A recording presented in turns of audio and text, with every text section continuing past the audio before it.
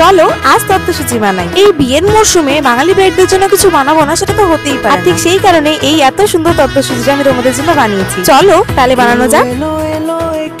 গধূলি জীবনে ডানা মেলে 100টা প্রজাপতি মনে, চাওয়া পাওয়া ছিল যত এতদিন ধরে, পেল সবই পূর্ণতা বিবাহ বাসরে।